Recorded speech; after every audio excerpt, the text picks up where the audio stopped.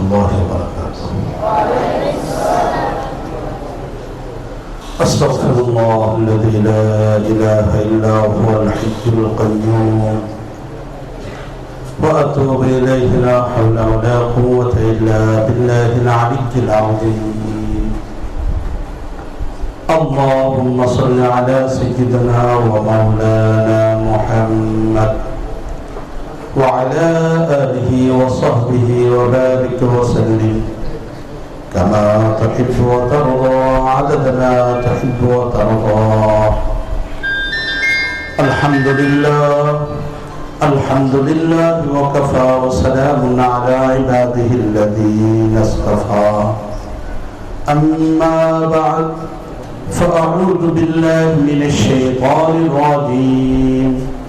بسم الله الرحمن الرحيم. وما أوتيتم من العلم إلا قليلا.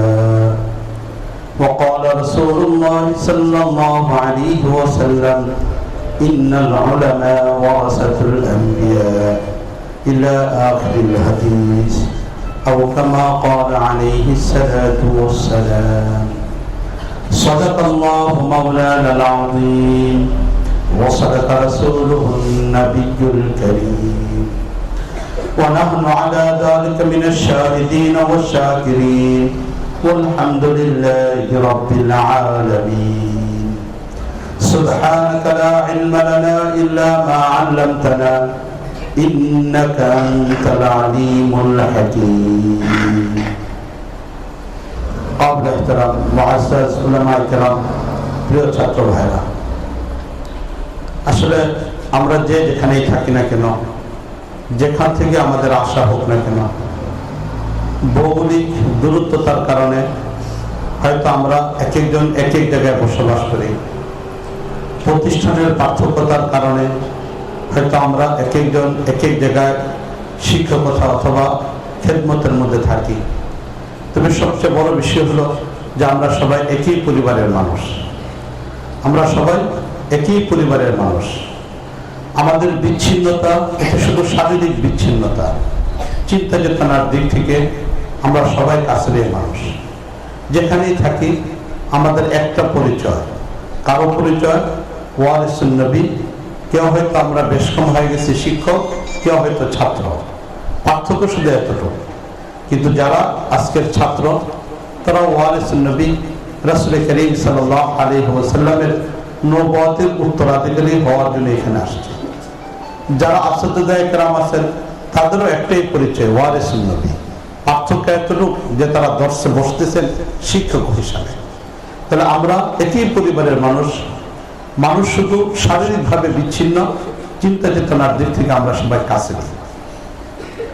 সত্যিকার অর্থে মানুষ যখন নিজেকে চিনে, নিজের অবস্থান সম্পর্কে যখন জানে, তখন তাকে দাম দিতে পারে। আর যদি নিজেদের অবস্থান সম্পর্কে না জানে তাহলে মানুষ কখনো তার দাম দিতে পারে না। হাকিমুল উম্মত হযরত মাওলানা আশরাফ আলী থানভী রহমতুল্লাহ আলাইহি একটা ঘটনা উল্লেখ করছেন। থানভী রহমতুল্লাহ আলাইহি বলেন যে প্রাচীনকালে এক ব্যক্তি পাহাড় থেকে দামি দামি স্বর্ণের টুকরা অথবা দামি কোনো পাথরগুলো কিনিয়া বাজারে বিক্রি করত।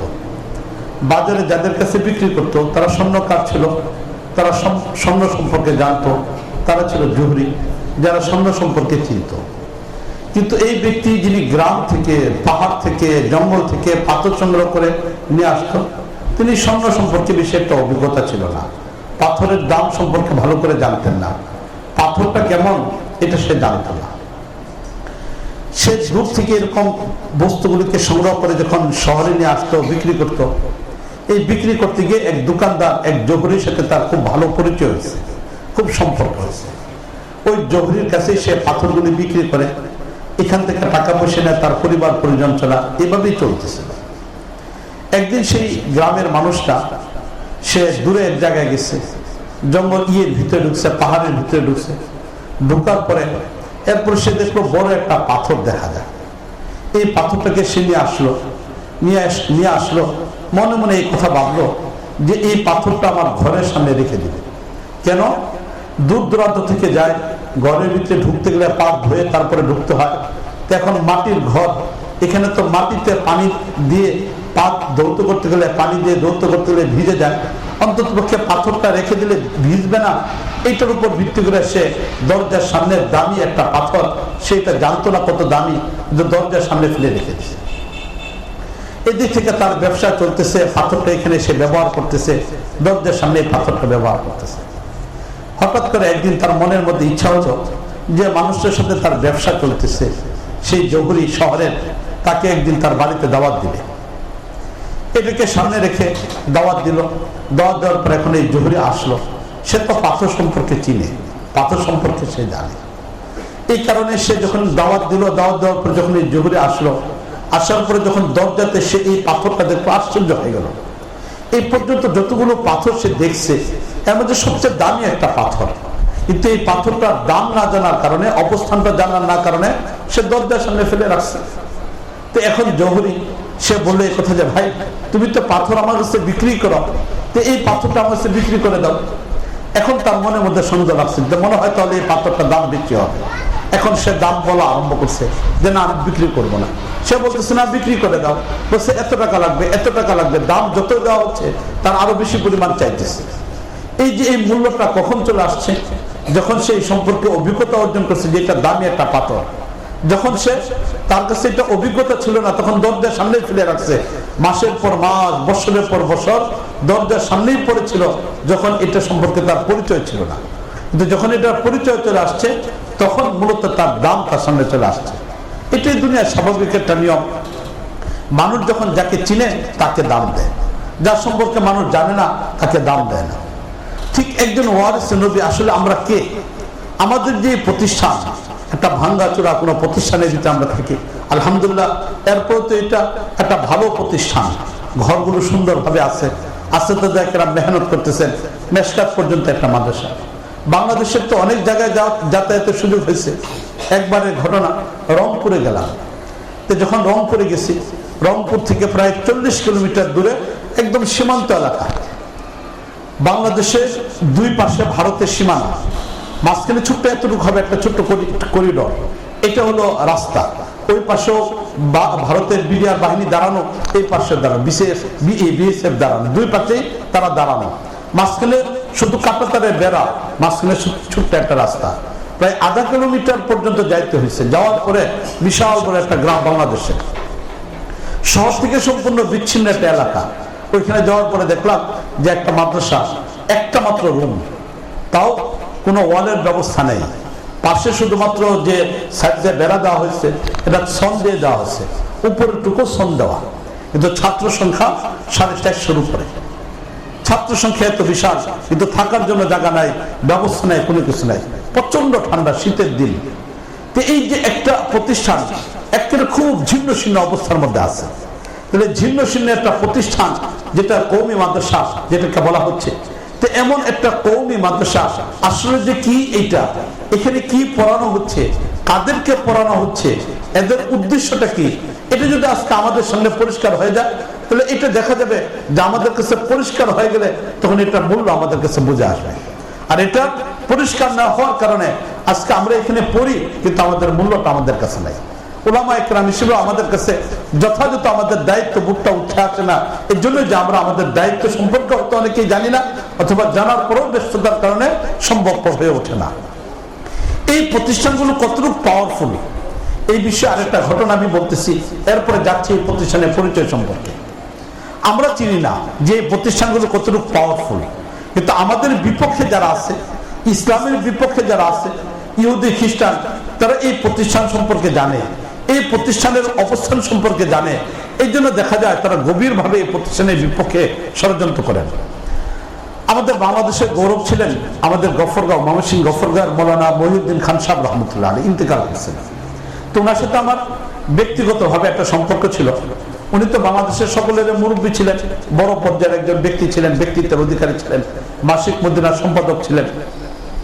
তা আমার সাথে ব্যক্তিগত সম্পর্কটা ছিল, আমরা একই পীর সাহেবের কাছে দুজন ভাই ছিলাম।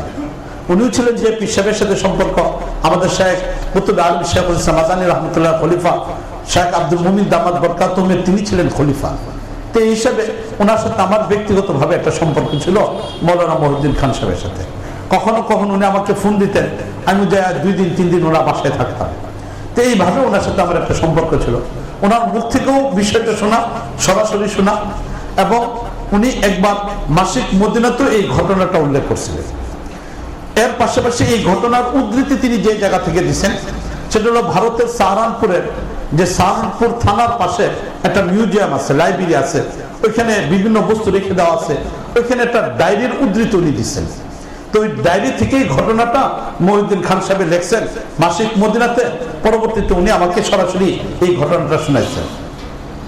ঘটনা ছিল এই যে এই প্রতিষ্ঠানের বিপক্ষে ষড়যন্ত্র যারা আছে, ইসলামের বিপক্ষে যারা আছে, তারা কিভাবে এই প্রতিষ্ঠানকে ধ্বংস করতে হয় এটার কৌশল তারা পূর্ব থেকে নিচ্ছে। ওই ঘটনাটা তিনি উল্লেখ করছেন। আমিও আপনাদের সামনে এই ঘটনাটা উল্লেখ করতেছি। একটা সময় ভারত উপমহাদেশ মুসলমানদের 800 বছর পর্যন্ত রাজত্ব ছিল। শেষ পর্যন্ত মুসলমানদের কাছ থেকে ব্রিটিশ এরা এই রাষ্ট্র ক্ষমতা মুসলমানদের হাত থেকে ছিনিয়ে নিয়ে নেয়। এই রাষ্ট্র ক্ষমতা যখন মুসলমানদের হাত থেকে ছিনিয়ে নেওয়ার কারণে মুসলমানরা ছিল ব্রিটিশদের প্রতিপক্ষ। ব্রিটিশদের প্রতিপক্ষ ছিল মুসলমান। এই জন্য মুসলমানদেরকে যারা যত বেশি নির্যাতন করত, ব্রিটিশরা ওই সকল ব্যক্তিদের পুরস্কার দিত। হিন্দু সারা জীবন জমি তারা ছিল, সাধারণ প্রজা ছিল, কোনোদিন জমিদার হওয়ার সুযোগ পায়নি। কিন্তু হিন্দুরা যখন ব্রিটিশদের সাথে যায় মিলে গেল এবং মুসলমানদের বিপক্ষে তারা অত্যাচার করা আরম্ভ করলো, তখনই যে হিন্দু যত বেশি পরিমাণ মুসলমানদেরকে নির্যাতন করতে পারত, এই হিন্দুকেই জমিদারি দিয়ে দেওয়া হতো। এই জন্য আমাদের ময়মনসিংহের গৌরীপুর, এখানে রাজবাড়ি আছে, গৌরীপুর বিশাল রাজবাড়ি। এই রাজবাড়ির পিছনে প্রতিটা ইটের পিছনে মুসলমানদের কান্নার অবদান রয়ে গেছে, মুসলমানদের চোখের পানি এখানে রয়ে গেছে। আমাদের ময়মনসিংহ অথবা রাজবাড়ি যেটা বলা হয়, এটারও প্রতিটা ইটের নিচে মুসলমানদের রক্ত রয়ে গেছে, মুসলমানদের কান্নার আওয়াজ রয়ে গেছে। মুক্তাগাছা জমিদার বাড়ি, এটারও প্রতিটা ইটের নিচে মুসলমানদের নির্যাতনের ইতিহাসগুলো এখানে রয়ে গেছে। কারণ তাকে তত বেশি পরিমাণ জমিদারি দেওয়া হতো হিন্দুদেরকে, যে মুসলমানদের প্রতি যত বেশি পরিমাণ নির্যাতন করতে পারত, জুলুম করতে পারত, অত্যাচার করতে পারত, তত বেশি পরিমাণ তাদেরকে মূল্যায়ন করা হতো। সাহারানপুর অঞ্চলে একজন মুসলমান, তাকে জমিদারি দেওয়া হয়েছিল। সব জমিদারি হিন্দুদেরকে দিয়ে দেওয়া হয়েছিল। এর মধ্যে একটা জমিদারি, একটা অঞ্চলের জমিদারি একজন মুসলমানকে দেওয়া হলো। মুসলমানটা অন্যান্য মুসলমানদের উপর সবচেয়ে বেশি পরিমাণ নির্যাতন করত, সবচেয়ে বেশি পরিমাণ জুলুম করত, সবচেয়ে বেশি পরিমাণ খারাপ আচরণ করত, এবং মুসলমানদের ঘরে আক্রমণ করত। এত বেশি পরিমাণ নিকৃষ্ট পর্যায়ের একজন মুসলমান ছিল, তাকে ব্রিটিশরা জমিদারি দিয়েছে। যেহেতু সে বেশি পরিমাণ মুসলমানদের কাছ থেকে অর্থ সম্পদ সংগ্রহ করে ব্রিটিশদেরকে দিত, এই কারণে ব্রিটিশ সরকার সকল হিন্দু জমিদারকে তাকে মূল্যায়ন বেশি পরিমাণে করত। এই মুসলমান জমিদারকে মূল্যায়ন বেশি পরিমাণে করত। একবার ব্রিটিশ সরকার ইচ্ছা করলো এই মুসলমান জমিদারকে ব্রিটেনে নিয়ে যাবে, ইংল্যান্ডে নিয়ে যাবে রাষ্ট্রীয় একটা সফরের ভিতরে। এই রাষ্ট্রীয় সফরে ওনাকে ইংল্যান্ডে নিয়ে যাওয়া হয়েছে। কেন নিয়ে যাওয়া হয়েছে? মুসলমানদের প্রতি জুলুম করতে বেশি, অত্যাচার করতে বেশি, মুসলমানদের সাথে খারাপ আচরণ করত। সে মুসলমান হওয়ার পরেও মুসলমানদের প্রতি জুলুম করত। এই কারণে পুরস্কার হিসেবে তাকে ব্রিটেনে নিয়ে যাওয়া হয়েছে। ব্রিটেনে সপ্তাহখানিক রইলেন, ইংল্যান্ডে সপ্তাহখানিক রইলেন, সব জায়গায় যাতায়াত করলেন। এখন চলে আসবেন। চলে আসার পরে ওনাকে ওনার বডিগার্ড হিসেবে যাকে দেওয়া হয়েছিল, সে বলল যে স্যার, আপনি তো ইয়ে থেকে আসছেন, ভারত থেকে আসছেন, আমাদের দেশের বিভিন্ন জায়গাগুলো ঢুকছেন, বিভিন্ন জায়গায় আপনি যাতায়াত করছেন, একটা জায়গা আপনাকে নিয়ে যাব, একটা জায়গা আপনাকে নিয়ে যাব। তবে শর্ত হলো এটা যে গাড়িতে ওঠার পর থেকে নিয়ে ফিরে আসার আগ পর্যন্ত রাস্তাঘাটে কোথাও কোনো ধরনের প্রশ্ন করবেন না। কারণ আপনার সাথেও লোক থাকবে, আমার সাথেও বিভিন্ন মানুষ থাকবে। এই জন্য কেউ যেন আমরা কোনো কথা না বলি। যা দেখার শুধু দেখবেন, যা দেখার সব শুধু দেখে আসবেন, কোনো মন্তব্য করতে পারবেন না, কোনো কথা বলতে পারবেন না। পরবর্তীতে যদি আপনার কোনো প্রশ্ন থাকে, এটা সমাধান আমি দিয়ে দেব। এই কথা হিসেবে ওনাকে পরের দিন সকালবেলা গাড়ি আসলো নির্ধারিত সময়, উনি গাড়িতে উঠে রওনা দিয়ে দিচ্ছেন। ওনাকে নিয়ে যাচ্ছেন, শহরের সীমানা শেষ করে একদম গ্রাম গেছেন, গ্রামের সীমানা শেষ। এরপরে দেখা যায় দূরে বিশাল বড় একটা জঙ্গল। এই জঙ্গলের ভিতরে রাস্তা, পাকা করা রাস্তা, বিশাল জঙ্গল, পাকা করা রাস্তা। এই রাস্তার ভিতর দিয়ে এখন যাচ্ছে, গাড়ি চলতেছে। গাড়ি চলন্ত অবস্থার ভিতরে যখন জঙ্গলের ভিতরে ঢুকছে, সাথে সাথে চেকপোস্ট, সেখানে পুলিশ আসছে, এসে তাদেরকে পরীক্ষা করছে, চেক করছে কিছু আছে কিনা, কেন যাচ্ছে বিষয়টা জিজ্ঞেস করছে। তো যেহেতু গার্ড ছিল সাথে, এই জন্য সে কার্ড দেখাই দিছে, যাওয়ার পারমিশন আছে, এটা সে দেখালো, দেখানোর পরে গাড়ি ছেড়ে দিছে, ওনারা এখন যাচ্ছে। আরো জঙ্গলের ভিতরে কিছুক্ষণ গেলেন, যাওয়ার পর আবার যে এক চেকপোস্ট, এখানে আবার তাদেরকে করা হলো, চেক করা হলো, করার পরে এরপর আবার ওনাদেরকে ছেড়ে দেওয়া হলো, আবার যাচ্ছেন, যাওয়ার পরে দেখতেছেন আরেকটা চেকপোস্ট। 3টা চেকপোস্ট ওনারা পার হলেন। পার হওয়ার পরে গিয়ে দেখেন যে বিশাল বড় বিল্ডিং দেখা যায় জঙ্গলের ভিতরে, অনেক বড় বড় বিল্ডিং দেখা যাচ্ছে। এরপরে এই বিল্ডিং এর সামনে ওনারা নামলেন, গেট খুলে দেওয়া হলো। গেট খোলার পরে এরপরে ভিতরে গেলেন, যাওয়ার পরে দেখেন এই জঙ্গলের ভিতরে বিশাল বড় মসজিদ, বিশাল বড় মাদ্রাসা, বিশাল বড় বড় বিল্ডিং এর বিভিন্ন বস্তু এখানে রয়ে গেছে। উনি আশ্চর্য হয়ে গেছেন। এখন গেছেন, যখন নামাজের সময় হয়ে গেছে, নামাজের সময় হওয়ার সাথে সাথে ওনার জন্য দেখা গেল যে আজান হয়েছে, সুন্নত তরিকে আজান হয়েছে। আজানের পরে সব ছাত্ররা বের হয়েছে, বের হওয়ার পরে প্রত্যেকে মেসওয়াক করতেছে, সুন্নত তরিকে ওযু করতেছে। প্রত্যেক ছাত্রের গায়ের মধ্যে জুব্বা রয়ে গেছে, মাথার মধ্যে পাগড়ি রয়ে গেছে, মেসওয়াক রয়ে গেছে। এই সব কিছু করে মসজিদের ভিতরে ঢুকলো। উনি ওযু করে মসজিদের ভিতরে ঢুকলেন। ঢুকার পরে এরপরে সবাই এখানে সুন্নত পড়লো, জোহরের নামাজে সুন্নত পড়লো, সুন্নতের পরে ফরজ পড়লো, ফরজের পরে সুন্নত পড়লো, দোয়া করলো, দোয়া করার পরে এরপরে হাদিসের একটা দুটা মস্ক হলো, তালিম হলো, কোরআনে কারীমের আয়াতের তাফসীর হলো। এরপরে এখন ছাত্রদেরকে ছুটি দেওয়া হলো খাবারের জন্য। এরপরে এখন খাবার পরিবেশন করা হচ্ছে। প্রত্যেক ছাত্র সুন্নত তরিকায় বসছে, দস্তরখানা নিয়ে বসতেছেন, বসার পরে খাবার খাচ্ছে। খাবারের পরে এরপরে এখন ক্লাস শুরু হবে। দেখা যায় এখানে সব হাদিসের দর্স হবে বা হাদিসের ক্লাস, হাজার হাজার ছাত্র এখানে বসছে, হাদিস পড়াইতেছেন, উস্তাদ হাদিস পড়াইতেছেন, ছাত্ররা পড়তেছে। কোথাও তাফসীর চলতেছে, কোথাও নাহু সরফ চলতেছে, এক এক ধরনের প্রোগ্রাম পুরো মাদ্রাসার ভিতরে চলতেছে। উনি বলতেছেন প্রায় 15,000-এর উপরে ছাত্র এখানে রয়ে গেছে।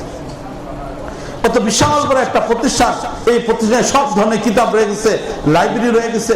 লাইব্রেরিতে সব প্রকারের পৃথিবীতে যত ধরনের বই ওই সময় প্রকাশিত হয়েছে, অধিকাংশ বইগুলি সেখানে সংগ্রহ করে রাখা আছে। এই সব কিছু দেখলো, দেখার পরে তার মনে সন্দেহ হলো যে ভারত থেকে মুসলমানদেরকে তাড়ানোর জন্য ব্রিটিশ সরকার এত পরিমাণ নির্যাতন করতেছে, হাজার হাজার মুসলমানকে ফাঁসির কাস্টে ঝুলানো হচ্ছে, হাজার হাজার মুসলমানকে শেষ করে দেওয়া হচ্ছে, মসজিদ বন্ধ করে দেওয়া হচ্ছে, মাদ্রাসা বন্ধ করে দেওয়া হচ্ছে। অথচ তাদের দেশে অত্যাধুনিক পদ্ধতিতে বাচ্চাদেরকে লেখাপড়া করানো হচ্ছে, ধর্মীয় লেখাপড়া করানো হচ্ছে। কিন্তু এখানে তো কোনো কথা বলা যাবে না। সব কিছু দেখে উনি চলে আসলেন, হোটেলে আসলেন। আসার পরে অন্যান্য মেহমানরা যখন চলে গেছে, চলে যাওয়ার পরে এরপরে তখন উনি ওই গার্ডকে জিজ্ঞেস করলেন যে ভাই, আমার একটা বিষয় বুঝে আসছো না, যেখানে তোমরা ভারতে নিজেদের ক্ষমতাকে টিকায় রাখার জন্য মুসলমানদেরকে প্রতিপক্ষ মনে করছো, আর মুসলমানদেরকে প্রতিপক্ষ মনে করার পরে এরপরে তোমরা মুসলমানদের প্রতি নির্যাতন করছো, মাদ্রাসায় রহিমিয়াকে বুলডার দিয়ে তোমরা শেষ করে দিয়েছ, আরো একাধিক মাদ্রাসা ছিল যেগুলোকে শেষ করে দিছ। শুধু বাংলার অঞ্চলের ভিতরে 80,000-এর উপরে কওমি মাদ্রাসা ছিল, এগুলোকে তোমরা শেষ করে দিছ। আমাদের ঢাকা থেকে নিয়ে একদম সেই মুলতান পর্যন্ত শেষ যে রুটটা ছিল, রুটের দুই পাশে উলামায়ে কেরামকে ফাঁসি দিয়ে লাশটা পর্যন্ত ঝুলায় রাখা হয়েছে, ওনাদেরকে কবর দেওয়ার ব্যবস্থা করা হয় নাই। এত বেশি পরিমাণ নির্যাতন তোমরা করছো, এরপরেও তোমরা এই দেশের মধ্যে ইসলামকে প্রতিষ্ঠা করার জন্য মাদ্রাসা চালু রাখছো, আর সব ধরনের সুযোগ তোমরা দিতেছ। কারণটা বুঝে আসছো না, কেন তোমরা এরকম করতেছ? যখন এই কথা বললো, এই কথা বলার পর এখন এই গার্ড এখন সে বলা শুরু করলো যে আসলে তুমি এখানে যা দেখছো এটা তো শুধু চোখের একটা দেখা, কিন্তু এই দেখার পিছনে আর একটা বস্তু রয়ে গেছে। এখানে যাদেরকে দেখছো, যারা নামাজের আগে ওযু করছে, সুন্নত তরিকায় ওযু করছে, যাদেরকে দেখছো যে তারা মেসওয়াক করছে ওযুর সময়, যাদেরকে দেখছো নামাজ সুন্নত তরিকায় পড়ছে, যাদেরকে দেখছো তাদের গায়ের মধ্যে জুব্বা আছে, যাদেরকে দেখছো মাথার মধ্যে পাগড়ি আছে, আসলে এরা একজনও মুসলমান না। এরা একজনও মুসলমান না, এরা হলো খ্রিস্টান অথবা তারা হলো ইহুদি। ইসলামের দুর্বলতাগুলোকে বের করার জন্য, ইসলামের দুর্বলতাগুলোকে বের করার জন্য, কোরআন এবং হাদিসের রিসার্চের জন্য এই সকল সন্তানদেরকে, এদেরকে তাদের বাবা মা এখানে দিয়ে দিচ্ছেন। এদেরকে আমরা এখানে তৈরি করতেছি, এদেরকে এখানে প্রস্তুত করতেছি ইসলামের উপরে আঘাত করার জন্যই মূলত তাদেরকে তৈরি করা হচ্ছে।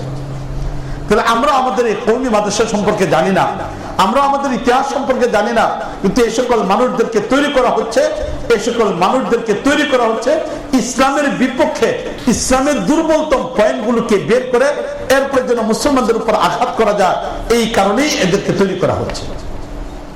তাহলে চিন্তা করে দেখেন, আমরা আমাদেরকে চিনে নাই, কিন্তু আমাদের শত্রুরা এরা এই পাওয়ারটুকু বুঝে ফেলছে যে এই দ্বীনি প্রতিষ্ঠান কি করতে পারে, এই মাদ্রাসাগুলো কি করতে পারে, এই মাদ্রাসাগুলোতে পণ্যওয়ালা ছাত্রদের পাওয়ার কতটুকু, এটা তারা বুঝে ফেলছে। এই জন্য তারা এইটাকেও ধ্বংস করার জন্য ষড়যন্ত্র করতেছে। আজও আছে আমাদের বাংলাদেশে কোন দলকে তৈরি করে দেওয়া হয় জিহাদকে অস্বীকার করার জন্য, কোন দলকে তৈরি করা হয় উলামা ইকরামের বিপক্ষে কথাগুলোকে বলার জন্য। এক এক সময় এক একটা বস্তুকে নিয়ে আসা হচ্ছে, এক এক ধরনের ফিতনাগুলোকে বের করা হচ্ছে। পিছনে ইন্ধন কারা দিচ্ছে? হয়তো ইহুদি অথবা খ্রিস্টানরা দিচ্ছে। কেন দিচ্ছে? ইসলামের সেই সৌন্দর্যটাকে শেষ করে দেওয়ার জন্য। এই জন্য আমাদের বিপক্ষের মানুষগুলো এই সম্পর্কে জেনে ফেলছে যে প্রতিষ্ঠান ভাঙ্গাচুরা হতে পারে, এই প্রতিষ্ঠান যারা পড়ে দরিদ্র পরিবারের ছেলেরা পড়তে পারে, কিন্তু এদের ভিতরে একটা পাওয়ার আছে। এই পাওয়ারটার সাথে যদি তারা পরিচিত হয়ে যায়, তাহলে পৃথিবীর কোন শক্তি এদেরকে দমায় রাখতে পারে না। মুআজ্জাজ হাজরিন, কি ছিল আসলে এই কওমি মাদ্রাসা প্রতিষ্ঠার মূল উদ্দেশ্য? কি ছিল? কাসেম নানুতুবি রহমতুল্লাহ আলাইহি ওনার জীবনে অনেকেই লেখছেন। মাওলানা মুনাজ্জার আহসান গিলানী রহমতুল্লাহ আলাইহি, যিনি দারুল দেওবন্দের ঐতিহাসিক এক ছাত্র ছিলেন, মাওলানা মুনাজ্জার আহসান গিলানী রহমতুল্লাহ আলাইহি, যারা এখানে বিশেষ করে উপরের দিকে ছাত্র, যারা উপরের দিকে ছাত্র অথবা উলামা ইকরাম আছেন, তাদেরকে আমি মাওলানা মুনাজ্জার আহসান গিলানী রহমতুল্লাহ আলাইহি দারুল দেওবন্দের 2 বছর লেখাপড়া করছিলেন। দারুল দেওবন্দের 2 বছর থাকা অবস্থায় এরপরে দারুল থেকে চলে যাওয়ার পরে উনি একটা ছাত্র জীবন শেষ করার পরে একটা বই লিখছিলেন উর্দুতে। এই বইটার নাম হলো ইহাতায়ে দারুল উলুমে বিতে হয়ে দিন। ইহাতায়ে দারুল উলুমে বিতে হয়ে দিন, দারুল দেওবন্দে আমার অতিবাহিত করার সময়। এই বইটা যারা পারি উলামা ইকরাম কিনে নেব। বাংলাতে এটা অনুবাদও আসছে, বাংলাতে এটার অনুবাদও আসছে। এই জন্য এই বইটিকে কিনে নিলে দারুল দেওবন্দের ছোট্ট একটা বিষয় আমাদের সামনে পরিষ্কার হতে পারে। দারুল দেওবন্দের লেখাপড়া কেমন ছিল, উস্তাদরা কেমন ছিলেন, দারুল দেওবন্দ ওই সময় পড়ার পদ্ধতি কি ছিল। এবং 160 পৃষ্ঠার বইয়ের 100 পৃষ্ঠা পর্যন্ত শুধু আনোয়ার শাহ কাশ্মীরি রহমতুল্লাহ আলাইহির ব্যাপারে আলোচনা করছেন। তো যাই হোক, মাওলানা মুনাজ্জার আহসান গিলানী রহমতুল্লাহ আলাইহি কাসেম নানুতুবি রহমতুল্লাহ আলাইহির জীবনের উপর একটা বই লিখছেন, সাওয়ানিকে কাসেম। 3 খণ্ডের মধ্যে বইটা বের করা হয়েছে। সাওয়ানিকে কাসেমের 3 নম্বর খণ্ডের ভিতরে কাসেম নানুতুবি রহমতুল্লাহ আলাইহিকে জিজ্ঞেস করা হয়েছিল, যারা দারুল দেওবন্দ প্রতিষ্ঠা করছিলেন, ব্রিটিশরা যখন এই দেশ থেকে মুসলমানদেরকে রাষ্ট্রীয় ক্ষমতা থেকে সরায় দেয়, ব্রিটিশদের এই দেশে আগমন হলো 1400 খ্রিস্টাব্দে। পুরা এই ভারত উপমহাদেশে ব্রিটিশদের খ্রিস্টানদের আগমন হলো 1400 খ্রিস্টাব্দে। 1500 খ্রিস্টাব্দ পর্যন্ত ব্রিটিশদের সহ বিভিন্ন খ্রিস্টানরা এই দেশে কাজ করার চেষ্টা করছে। এবং সবচেয়ে বড় দুর্ভাগ্য, এটা আমাদের জন্য দুর্ভাগ্য, যে সর্বপ্রথম এই ভারত উপমহাদেশে যে জমিতে খ্রিস্টান মিশনারিরা সর্বপ্রথম কাজ করা আরম্ভ করছে, সেই জমির অংশটুকু পড়ছে আমাদের বাংলাদেশের যশোরের ঈশ্বরীপুর নামক জায়গা। সর্বপ্রথম 1 খণ্ড জায়গা তৈরি করে, জায়গা ক্রয় করে এখানে খ্রিস্টানদের জন্য সর্বপ্রথম গির্জা তৈরি করা হয়েছিল। 1599 খ্রিস্টাব্দে জায়গা ক্রয় করা হয়। 1600 খ্রিস্টাব্দের 1 জানুয়ারিতে ভারত উপমহাদেশের সর্বপ্রথম মিশনারিদের গির্জা তৈরি করা হয়েছে যশোরের ঈশ্বরীপুর নামক জায়গা। ওই সময় থেকে নিয়ে ষড়যন্ত্র চলতে চলতে 1805 খ্রিস্টাব্দে দিল্লির লাল কিল্লা দখল করার মাধ্যমে মুসলমানদেরকে রাষ্ট্রীয় ক্ষমতা থেকে শেষ করে দেওয়া হয়। এই 1805 থেকে নিয়ে মুসলমানরা ব্রিটিশদেরকে তাড়ানোর জন্য জিহাদ করছেন, উলামা ইকরামরা জিহাদ করে যাচ্ছেন। 1808 জিহাদ হলো, 1817 জিহাদ হলো, 1818 জিহাদ হলো, 1833 জিহাদ হলো, 1857 জিহাদ হলো। একের পর এক উলামা ইকরামের তত্ত্বাবধানে মুসলমানরা ব্রিটিশদেরকে দেশ থেকে তাড়ানোর জন্য জিহাদ হলো। 1857 যখন জিহাদ শেষ, এর 9 বছর পরে 1866 23 মে দারুল দেওবন্দ প্রতিষ্ঠা হয়। তাহলে 1866 23 মে যখন দারুল দেওবন্দ প্রতিষ্ঠা হয়, তখন কাসেম নানুতুবি রহমতুল্লাহ আলাইহিকে জিজ্ঞেস করা হলো যে কেন দারুল দেওবন্দ তৈরি করলেন আপনারা? এতদিন পর্যন্ত সশস্ত্র জাহাদের মধ্যে লিপ্ত ছিলেন, সরাসরি ব্রিটিশদের বিপক্ষে আপনার জাহাদের মধ্যে লিপ্ত ছিলেন। এখন সেই জাহাদগুলিকে বাদ দিয়ে এখন কেন আপনারা এই কওমি মাদ্রাসা তৈরি করলেন? কাসেম নানুতুবি রহমতুল্লাহ আলাইকে যখন জিজ্ঞেস করা হলো, কাসেম নানুতুবি রহমতুল্লাহ আলাই দুইটা উত্তর দিচ্ছেন। সাওয়ানিকে কাসেমের দুই জায়গাতে এই প্রশ্নের উত্তর লেখা আছে। এক জায়গায় কাসেম নানুতুবি রহমতুল্লাহ আলাইকে যখন জিজ্ঞেস করা হলো, তখন কাসেম নানুতুবি রহমতুল্লাহ বললেন যে 1805 থেকে নিয়ে 1857 পর্যন্ত আমরা যুদ্ধের ময়দানে ব্রিটিশদের বিপক্ষে সময় ব্যয় করছি। এই দীর্ঘ সময়ের দ্বারা আমাদের কাছে পরিষ্কার হলো ব্রিটিশ সামরিক শক্তির দিক থেকে এত বেশি পরিমাণ শক্তিশালী, যাদের রাষ্ট্রের বিস্তৃত হলো এত বিশাল, যেখানে কোনোদিন সূর্য অস্তমিত যায় না, এত বিশাল সাম্রাজ্যের অধিকারী হলো ব্রিটিশ। এই ব্রিটিশদের বিপক্ষে সশস্ত্র সংগ্রামের মাধ্যমে স্বাধীনতা অর্জন করা সম্ভব না। এই ব্রিটিশদের বিপক্ষে আন্দোলনের মাধ্যমে দেশ স্বাধীন করা সম্ভব না। এই জন্য নতুন একটা কর্মী বাহিনী তৈরি করতে চাই আমরা। কাসেম নানুতুবি রহমতুল্লাহ বলতেছেন, ব্রিটিশদেরকে এই দেশ থেকে তাড়ানোর জন্য এবং ইসলামকে টিকিয়ে রাখার জন্য নতুন করে একটা কর্মী বাহিনী আমরা তৈরি করতে চাই। আর কর্মী বাহিনী যেখানে থাকবে এমন একটা ক্যান্টনমেন্ট আমাদের দরকার। এই জন্য আমরা একটা ক্যান্টনমেন্ট তৈরি করলাম। এই ক্যান্টনমেন্টে ফৌজে মুহাম্মদী তৈরি করা হবে। রাসূল করিম সাল্লাল্লাহু আলাইহি ওয়াসাল্লামের চিন্তা চেতনার অধিকারী কিছু সৈনিক তৈরি করা হবে, তবে ব্রিটিশদের হাতে যেন ধরা পড়ে না যায়। এই জন্য এলেমের চাদরের দ্বারা সেই ক্যান্টনমেন্টকে আমরা ঢেকে দিলাম। তারই নাম হলো কওমি মাদ্রাসা। তাহলে কওমি মাদ্রাসা এটা ভিন্ন কোনো বস্তু না। কওমি মাদ্রাসা হলো একটা ক্যান্টনমেন্ট, যেমন আমার বাংলাদেশের ক্যান্টনমেন্ট আছে যেখানে বাংলাদেশের সেনাবাহিনীরা বসবাস করে।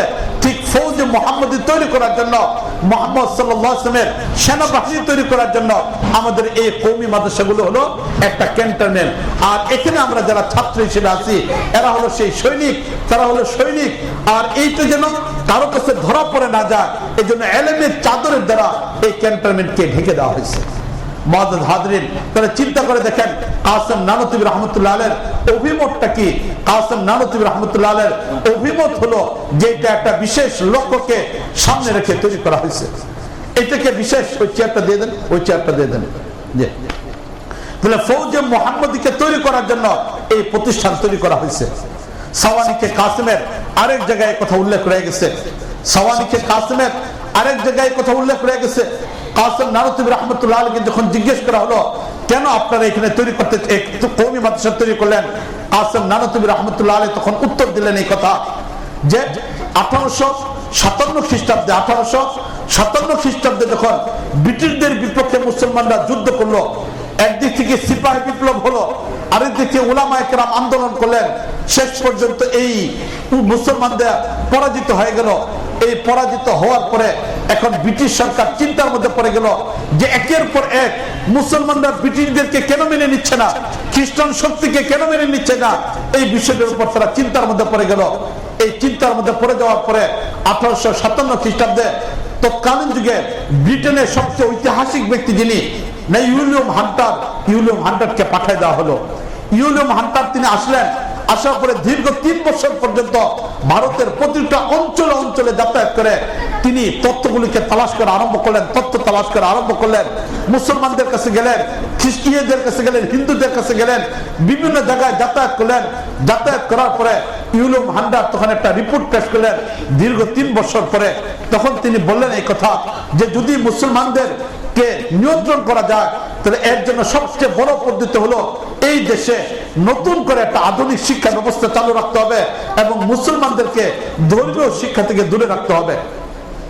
তখন উইলিয়াম হান্টারের সেই রিপোর্টের উপর ভিত্তি করে জাগতিক শিক্ষা সম্মিলিত একটা প্রতিষ্ঠান তৈরি করা হলো, যেটা আজকে আমাদের দেশে আধুনিক শিক্ষা হিসেবে পরিচিত রয়ে গেছে, জেনারেল শিক্ষা হিসেবে রয়ে গেছে। এর মূল উদ্দেশ্য জাগতিক শিক্ষা। অনেক জায়গায় আমাদের আছে উলামায়ে কেরাম মাদ্রাসা তৈরি করেন, এখানে এসে লেখেন আধুনিক শিক্ষা ও ইসলামী শিক্ষার সমন্বয় শিক্ষা ব্যবস্থা।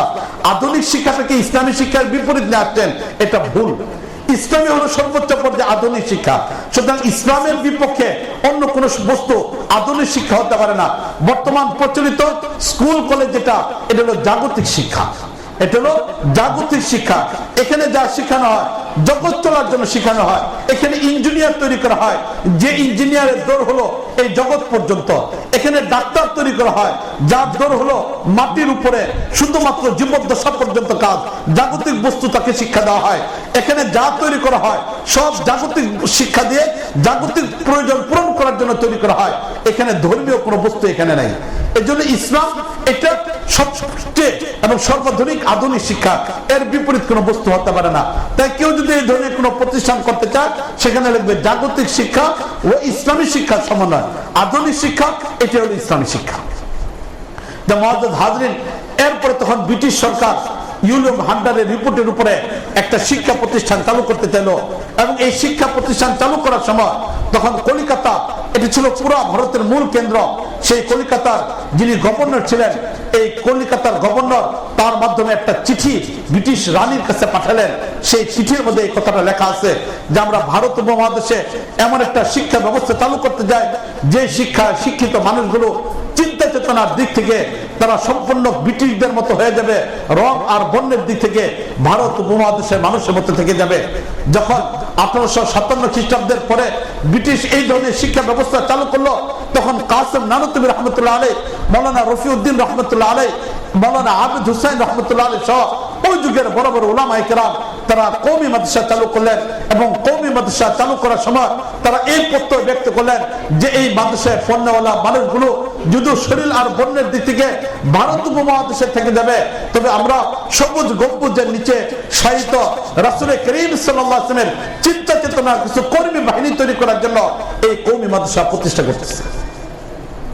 তাহলে এই কওমি মাদ্রাসা নিচের কোনো প্রতিষ্ঠান নয়, এটা শুধু বিল্ডিং এর নাম নয়, এটা শুধুমাত্র কিছু কিতাব বছরের পর বছর কিছু কিতাব পড়ায় দেওয়া হবে, এক জামাতের কিছু কিতাব রাখা হবে, উস্তাদ পড়াইবেন, শুরু থেকে নিয়ে শুরু হবে, শাওয়াল থেকে শুরু হবে, রজবে গিয়ে শেষ হবে, শুধু কিতাবের পৃষ্ঠা উল্টানো হবে। এই পৃষ্ঠা উল্টে উল্টে বছর শেষ করে সিলেবাস শেষ করার নাম, এটার নাম কওমি মাদ্রাসা নয়। এক জামাত অতিক্রম করে উপরে আরেকটা জামাতে ছাত্র যা ভর্তি হবে, আগের বছরের ছাত্র পরের বছর নতুন একটা জামাতে গিয়ে ভর্তি হবে। এই ধরনের ছাত্রদেরকে শুধু একটা পর্যায়ক্রমে পৌঁছানোর নাম কওমি মাদ্রাসা নয়, বরং কওমি মাদ্রাসা হলো রাসূল করিম সাল্লাল্লাহু আলাইহি ওয়াসাল্লামের চিন্তা চেতনার অধিকারী কিছু ব্যক্তিকে তৈরি করা, রাসূল করিমের ফিকিরকে নিয়ে যারা এই গোটা দুনিয়াতে বিচরণ করবে এমন কিছু মানুষগুলিকে তৈরি করার জন্য এই কওমি মাদ্রাসা তৈরি করা হয়েছে।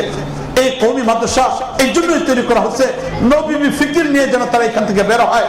তাই এই প্রতিষ্ঠানগুলোতে যারা পড়াইতেছেন, যারা পড়তেছেন, তাদের চিন্তা চেতনা যদি নবী ফিকির চলে আসে, রাসূলের কিসমের ফিকির যদি আসে, রাসূলের কিসমের চিন্তা চেতনা যদি আসে, তাহলে এই কওমি মাদ্রাসায় সে খেয়ে পড়ুক না খেয়ে পড়ুক, কিন্তু যদি সেই ফিকির নিয়ে যেতে পারে তাহলে তার জীবন সার্থক হয়ে গেছে। না হলে এই কওমি মাদ্রাসায় পড়ার পরে 10 থেকে 12 বছর পড়লো অথবা শিক্ষকতা করা আরম্ভ করলো, কিন্তু তার জীবন শুধুমাত্র কিছু রুজি রোজগার তালাশ করার জন্যই থেকে গেল, ভিন্ন নবী ফিকির নিতে পারে নাই, সে কওমি মাদ্রাসার চেতনা নিতে পারে নাই, কাসেম নানুতুবি রাহমাতুল্লাহ ফিকির নিতে পারে নাই, রশিদ আহমদ গাঙ্গুহি রাহমাতুল্লাহ আলাইহি ফিকির নিতে পারে নাই, শেখুল মাহমুদুল হাসান দেওবন্দি রাহমাতুল্লাহ আলাইহি ফিকির নিতে পারে নাই, কুতুবে আলম শেখুল ইসলাম মাদানী রাহমাতুল্লাহ আলাইহি ফিকির নিতে পারে নাই, হাকিমুল উম্মত থানবী রাহমাতুল্লাহ আলাইহি ফিকির নিতে পারে নাই, আনোয়ার শাহ কাশ্মীরি রাহমাতুল্লাহ আলাইহি ফিকির সে নিতে পারে নাই, আতাউল্লাহ বুখারী রাহমাতুল্লাহ আলাইহি ফিকির সে নিতে পারে নাই। তাহলে কওমি মাদ্রাসায় পড়া তার ব্যর্থ হয়ে যাবে, এখানে পড়া তার যথাযথ উচিত হবে না। মুআজ্জাজ হাজরিন, এই জন্য কওমি মাদ্রাসা কাকে বলে, কোন উদ্দেশ্যে কওমি মাদ্রাসা তৈরি হয়েছে, এটা আমাদের মাথার মধ্যে থাকতে হবে। এটা রুজি রোজগারের জন্য, পেট চলার জন্য এই প্রতিষ্ঠান তৈরি করা হলো নবী ফিকিরকে সামনে রেখে। এই জন্য আমাদের আকাবির যারা ছিলেন, আমাদের পূর্ববর্তী বুজুর্গ যারা ছিলেন, আমাদের আকাবিররা ওনারা অনেক যোগ্যতা সম্পন্ন ছিলেন, কিন্তু আমাদের আকাবির যারা ছিলেন তারা দুনিয়ার সবকিছুকে লাথি মেরে দিনকে টিকে রাখার জন্য খেয়ে না খেয়ে ওনারা এই কওমি মাদ্রাসাগুলিকে ধরে রাখার চেষ্টা করছেন। ওনারা এখানে খেতে পারেন নাই, নিজে খেতে পারেন নাই, এরপর তারা কওমি মাদ্রাসায় বাচ্চারা যেন খেতে পারে এর জন্য ফিকির করছেন।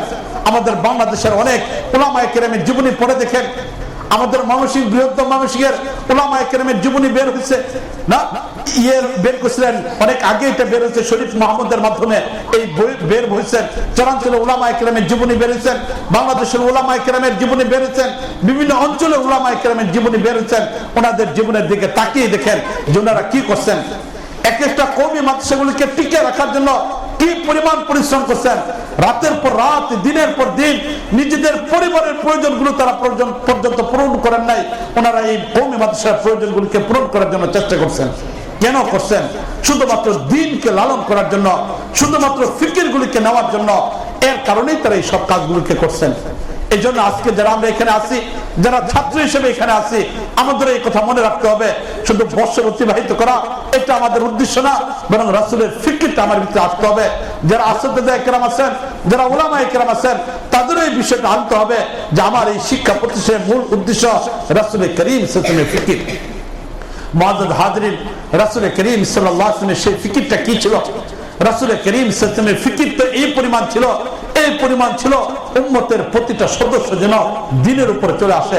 লাআল্লাকা বাকুন নাফসাকা আলা আসারিহিম ইল্লাম তুমিনু বিহাযাল হাদিস আসাফা। রাসূল করিম সাল্লাল্লাহু আলাইহি ওয়াসাল্লামের ব্যাপারে আল্লাহ রাব্বুল আলামিন সান্তনা দিয়ে আয়াত নাযিল করতেছেন, আরে নবী, তুমি তো এত বেশি পরিমাণ পেরেশানির মধ্যে পড়ে গেছো ঈমান না আনার কারণে, ঈমানের উপর উঠে না আসার কারণে তুমি তো এই পরিমাণ পেরেশানির মধ্যে পড়ে গেছো। তুমি যেন নিজের পেরেশানির ভিতরে উম্মতের এই ফিকিরের মধ্যে মারা যাচ্ছ। রাসূল করিম সাল্লাল্লাহু আলাইহি ওয়াসাল্লামের অবস্থা তো এই ছিল। একজন ওয়ারিস নবী হিসেবে দ্বীনের প্রতিটা সমাজ যেন প্রতিষ্ঠা হয়, দ্বীনের প্রতিটা অঙ্গ যেন বাস্তবায়ন হয়। দ্বীন শুধুমাত্র মসজিদ আর মাদ্রাসার ভিতরে সীমাবদ্ধ না থাকে, বরং ব্যক্তি জীবন থেকে নিয়ে আন্তর্জাতিক পর্যায়ে জীবনের ভিতরে যেন ইসলাম প্রতিষ্ঠিত হয়। রাসূল করিম সাল্লাল্লাহু আলাইহি ওয়াসাল্লাম তো এটাই চাইছিলেন। মুআজ্জাজ হাজরিন, একটু ভালো করে রাসূলের জীবনের দিকে তাকিয়ে দেখি। রাসূল করিম সাল্লাল্লাহু আলাইহি ওয়াসাল্লাম যখন মক্কায় ছিলেন, মক্কার কাফেরদের সাথে যখন আলোচনা চলতেছিল, ধর্মকে অবলম্বন করে যখন বিরোধ তৈরি হয়ে গেল, মক্কার কাফেররা কখনো কখনো প্রস্তাব দিল এই কথা যে তোমার সাথে আমাদের সন্ধি চলে আসো। সন্ধির পদ্ধতি হলো এই, একদিন তুমি আমাদের ইবাদত করবে, মূর্তিগুলির পূজা করবে, আরেকদিন আমরা তোমার মূর্তি, তোমার রবের ইবাদত করব। আল্লাহ রাব্বুল আলামিন আয়াত নাযিল করে দিলেন, কুল ইয়া আইয়ুহাল কাফিরুন লা আ'বুদু মা তা'বুদুন। সূরা আল্লাহ রাব্বুল আলামিন নাযিল করে দিলেন, পরিষ্কারভাবে জানাই দিলেন। যখন দ্বন্দ্ব চূড়ান্ত পর্যায়ে চলে গেল, তখন উতবা ইবনে আবি মুঈত সে রাসূল করিম সাল্লাল্লাহু আলাইহি ওয়াসাল্লামের কাছে আসলো, কাফেরদের পক্ষ থেকে এক চুক্তি করার জন্য আসলো, সন্ধি করার জন্য আসলো। কোথায় সেদিন আলোচনা হচ্ছিল? পৃথিবীর শ্রেষ্ঠতম জায়গা কাবা ঘরের প্রাঙ্গণে বসে রাসূল করিম সাল্লাল্লাহু আলাইহি ওয়াসাল্লামকে প্রস্তাব দিচ্ছেন। উতবা ইবনে আবি মুঈত সে প্রস্তাব দিচ্ছে। প্রস্তাবের ভিতরে সেই কথা বলতেছে, নবী মুহাম্মদ, তুমি বলো এই কথা, তুমি যে আন্দোলন করতেছ এই আন্দোলনের দ্বারা তোমার উদ্দেশ্যটা কি? যদি তোমার উদ্দেশ্য হয় রাষ্ট্রীয় ক্ষমতা, তাহলে বলো, আমরা তোমাকে রাষ্ট্র ক্ষমতা দিয়ে দেব। যদি তোমার এর দ্বারা উদ্দেশ্য হয় অর্থ সম্পদ অর্জন করা, তাহলে বলো, তোমাকে আমরা অর্থ সম্পদ দিয়ে দেব। যদি নেতা হওয়া তোমার উদ্দেশ্য হয়, তাহলে তুমি বলো, মক্কার সবচেয়ে বড় লিডার তোমাকে বানাই দেব। আর এর দ্বারা যদি উদ্দেশ্য হয় যে কোন নারীর মাধ্যমে আনন্দময় জীবন যাপন করা, তাহলে এটাও বলো, প্রতিদিন তোমার কাছে সুন্দর একটা করে নারী পাঠানো হবে। রাসূল করিম সাল্লাল্লাহু আলাইহি ওয়াসাল্লামের সামনে কাবার চত্বরের মধ্যে কাফেরদের পক্ষ থেকে 4টা প্রস্তাব ছিল। ক্ষমতা ছিল, নেতৃত্ব ছিল, অর্থ সম্পদ ছিল, নারীর লোভ ছিল। আজকে গোটা দুনিয়াতে মানুষ বেচে কেনা হচ্ছে এই 4টার দ্বারাই, বেচে কেনা হচ্ছে এটার দ্বারাই। দল পরিবর্তন করে ফেলতেছে এই লোভের কারণে। নিজেদের সবকিছুকে গতি পরিবর্তন হয়ে যাচ্ছে এই 4টাকে কেন্দ্র করে, সবকিছু আসতেছে এই 4টাকে কেন্দ্র করে। রাসূল করিম সাল্লাল্লাহু আলাইহি ওয়াসাল্লামকে এখানে প্রস্তাব দেওয়া হচ্ছে 4টা। সেদিন রাসূল করিম সাল্লাল্লাহু আলাইহি ওয়াসাল্লাম কি উত্তর দিয়েছিলেন? সেদিন রাসূলের উত্তর এটাই ছিল যে আমি নেতৃত্বের জন্য এখানে আসি নাই, ক্ষমতার জন্য এখানে আসি নাই, অর্থ সম্পদের জন্য আসি নাই, নারীর জন্য আসি নাই, বরং আমার অবস্থা তো হয়ে গোটা দুনিয়া সবকিছু তোমরা দিতে পারো। এমনকি আমার এক হাতে যদি চাঁদ রাখো, আর এক হাতে সূর্য থাকো, তাহলে যে মিশন কিনে আসছি সেই মিশন থেকে আমি কখনো এক চুল পরিমাণ দূরে সরে যেতে পারবো না। মুআজ্জাজ হাজরিন, একজন ওয়ারিস নবী হিসেবে রাসূল করিম সাল্লাল্লাহু আলাইহি ওয়াসাল্লামের সেই দিনের প্রতিটা শোভাকে যারা বাস্তবায়ন করে যায়, এটার একটা মিশনে আমাদের কাছে রাখতে হবে। এই জন্য দেখা যায় যে হযরত আবু বকর রাদিয়াল্লাহু তাআলা আনহু, যার ইহসান এই উম্মতের উপর সবচেয়ে বেশি পরিমাণ রয়ে গেছে, সে আবু বকর রাদিয়াল্লাহু তাআলা আনহুর সামনে যখন রাসূল করিম ইন্তিকালের পরে যাকাত মানিঈন যাকাত যারা ছিল, তারা তারা কোরআনের মাধ্যমে দলিল পেশ করছিল এই কথা, যাকাত দিতে অস্বীকার করে নাই, বরং যাকাত দেওয়ার ব্যাপারে শুধু একটু ব্যাখ্যা করছিল, ভিন্ন রকম ব্যাখ্যা। কোরআনের আয়াতকে তারা অস্বীকার করে নাই, যাকাতকে অস্বীকার করে নাই, শুধু ব্যাখ্যা দিছিল এটা। কোরআনে কারিমের মধ্যে যাকাতের ব্যাপারে আল্লাহ নির্দেশ দিয়েছেন, খুয মিন আমওয়ালিহিম সাদাকাতান, নবীকে নির্দেশ দিয়েছেন, নবী তুমি যাকাত উঠাও। এখন নবী নাই, আমরা এর জন্য যাকাত দিব না, শুধু এতটুকু বলছে, তাবিল করছে, আয়াতকে অস্বীকার করে নাই। কিন্তু আবু বকর রাদিয়াল্লাহু তাআলা আনহু দ্বীনীয় চেতনার উপরে ছিলেন, যার কারণে আবু বকর রাদিয়াল্লাহু তাআলা বলে ফেলছেন এই কথা, আয়ান উসুদ্দিন ওয়া আনা হাই, আমি আবু বকর জীবিত থাকবো, দ্বীনের সামান্য পরিমাণ ক্ষতি হবে, এটা কোনোদিন হতে পারে না। মুআজ্জাজ হাজরিন, এটাই তো আমাদের চেতনা, এটাই তো হলো আমাদের চেতনা, এটাই ছিল আমাদের চেতনা যে দ্বীনের সামান্য পরিমাণ ক্ষতি হবে, ওয়ারিস নবী জীবিত থাকবে, ওয়ারিস নবী নিজেকে তৈরি করবে না, ওয়ারিস নবী ফিকিরের মধ্যে থাকবে, ওয়ারিস নবী মসজিদের মধ্যে থাকবে, ওয়ারিস নবী মাদ্রাসার মধ্যে থাকবে, ওয়ারিস নবী আর নিজের ব্যক্তিগত প্রয়োজনের মধ্যে থাকবে, আর দ্বীনের বিভিন্ন বস্তু নষ্ট হয়ে যাবে। ওয়ারিস নবী কখনো এরকম হতে পারে না। মুআজ্জাজ হাজরিন, এই জন্য নবী ফিকিরকে লালন করার জন্যই এই মাদ্রাসা তৈরি করা হয়েছে। এই মাদ্রাসার লেখাপড়া ছাত্রদের মূল মাকসাদ রাষ্ট্রীয় ক্ষমতা নয়, বরং রাষ্ট্রীয় ক্ষমতা যারা আছে সংশোধন করে সেখান পর্যন্ত ইসলামকে বাস্তবায়ন করা। এই জন্য আমরা যারা এখানে আছি, আমাদের চিন্তা ফিকিরকে বড় করতে হবে, আমাদের চিন্তা ফিকিরকে আগে নিতে হবে। এই জন্য এখানে আমরা যারা আজকে উপস্থিত, দুই শ্রেণীর মানুষ এখানে আছি। কিছু আছি উলামায়ে কেরাম, যারা হয়তো আমাদের এই কওমি মাদ্রাসার স্বাভাবিক শিক্ষা অবস্থা থেকে ফারেক অবস্থায় আমরা এখানে আছি। কেউ হয়তো কোনো মসজিদের জিম্মাদারিতে আছি, অথবা কোনো মাদ্রাসায় পড়াইতেছি, এই উলামায়ে কেরাম এখানে আছি। আর আমার সামনে প্রিয় ছাত্র বারে এখানে বসা, আমি আমার আলোচনা শুরু করছিলাম এটাই যে আমি তোমাদের এই লোক, তোমরা যেরকম ভাবে ছাত্র, আমি এখনো পর্যন্ত ছাত্রই, এখনো পর্যন্ত আমার লেখাপড়ার পিছনে আমার মনে হয় তোমাদের চেয়ে বেশি পরিমাণ সময় ব্যয় করতে হয়। প্রতিদিনই তোমাদের চেয়ে মনে হয় আমি এখনো পর্যন্ত বেশি পরিমাণে লেখাপড়ার মধ্যে লিপ্ত থাকি। তাই আমি তোমাদের মতো একজন ছাত্র, তালিবুল ইলম না। আমার গাড়ির মধ্যে যা দেখো অনেকগুলো কিতাব রয়ে গেছে, যেখানে সর্ব অবস্থার মধ্যে বাইরে সফরে যাচ্ছি, গাড়ির মধ্যে পড়া হচ্ছে। এতটুকু পরিমাণ ব্যস্ততার মধ্যে আমার সময় কাটাতে হয় যে মুতালার সময়টা গাড়ির মধ্যে আমার কাটাতে হয়। তো এই যে আমি তোমাদের কাছের একজন মানুষ, এই জন্য তোমরা যারা এখানে আসো, তোমাদেরকে লক্ষ্য করে বলতে চাই, এর পাশাপাশি উলামায়ে কেরাম যারা আছেন তাদেরকে লক্ষ্য করে কথা বলবো। তো এখন আমি তোমাদেরকে লক্ষ্য করে বলতে চাচ্ছি যে আজকে যারা তোমরা এখানে লেখাপড়া করতেছ, তোমাদের ব্যাপারে পরিষ্কারভাবে বলতে চাই, তোমার সামনে নেতৃত্ব দেওয়ার যোগ্যতা সম্পন্ন মানুষ হওয়ার আগামী পৃথিবীর জিম্মাদারি তোমাকেই নিতে হবে। আগামী পৃথিবীর জিম্মাদারি তোমাকেই নিতে হবে। আমরা এক সময় দেখছি যে আমাদের এই গোটা বাংলাদেশের নেতৃত্ব যারা দিচ্ছেন তারা আজকে দুনিয়া থেকে চলে গেছেন। মহিউদ্দিন খান সাহেব রহমতুল্লাহ আলাইহি দুনিয়া থেকে চলে গেছেন। ফজলুল হক আমিনী রহমতুল্লাহ আলাইহি দুনিয়া থেকে চলে গেছেন। শেখুল হাদিস সাহেব রহমতুল্লাহ আলাইহি দুনিয়া থেকে চলে গেছেন। শামসুল হক ফরিদপুরি রহমতুল্লাহ আলাইহি দুনিয়া থেকে চলে গেছেন। এই জন্য সময় কারোর জন্য অপেক্ষা থাকে না, বড়রা চলে যান, ছোটদেরই সেই জায়গাতে পূরণ করতে হয়। এই জন্য আজকে তোমরা যারা ছাত্র, একদিন আসাদে কেরামের আসনে তোমাদেরকে বসতে হবে। আগামী সেই মসজিদের জিম্মাদারি, যেখানে আজকে সবচেয়ে বড় মসজিদটা তোমার কোনো উস্তাদ ইমামতি করতেছেন, সেই জায়গা তোমার মতো কোনো আরেকজন ব্যক্তিকে এসে নিতে হবে। এই মাদ্রাসার জিম্মাদারি, মুহতামিমের জিম্মাদারি, অথবা অন্য কোনো এক জিম্মাদারি তোমাকে আগামীতে নিতে হবে। যেহেতু তোমাকে আগামী জিম্মাদারি নিতে হবে, এই জন্য তোমার জন্য তোমাকেই লক্ষ্য করে কয়েকটা কথা আমি বলতে চাই। এক নাম্বার কথা, ইলম হলো এমন এক বস্তু যার মাধ্যমে তোমার ইজ্জত হবে। ইলম হলো এমন একটা বস্তু যার মাধ্যমে তোমার সম্মান হবে। প্রিয় ছাত্র ভাইরা, ছোট্ট আরেকটা ঘটনা শুনে নাও। ইলম কোন পর্যায়ে, ইলম কোন পর্যায়ে একটু জেনে নাও। ইসলামের ইতিহাসে যারা রাষ্ট্র পরিচালনা করছে, ইসলামের ইতিহাসে যারা রাষ্ট্র পরিচালনা করছে, তিনটা দল, তিনটা পরিবার ইসলামের ইতিহাসে বেশি পরিমাণে রাষ্ট্র পরিচালনার সাথে সম্পর্ক ছিল। খোলাফায়ে রাশেদিন, ওনারা তো ছিলেন চার খলিফা যারা চলে গেছেন। এরপরেই চলে আসছিল উমাইয়াদের শাসন ব্যবস্থা। উমাইয়ার একটা গোত্র যারা 91 বছর পর্যন্ত 14 জন খলিফার মাধ্যমে পৃথিবীর অর্ধেক পর্যন্ত রাষ্ট্র ক্ষমতা পরিচালনা করছে। দ্বিতীয় আরেকটা পরিবার যারা উঠে আসছিল তারা ছিল আব্বাসীয় পরিবার। এই পরিবারের মানুষের মাধ্যমে পৃথিবীতে 778 বছর পর্যন্ত ইসলামী রাষ্ট্র ব্যবস্থা পরিচালনা হয়েছে।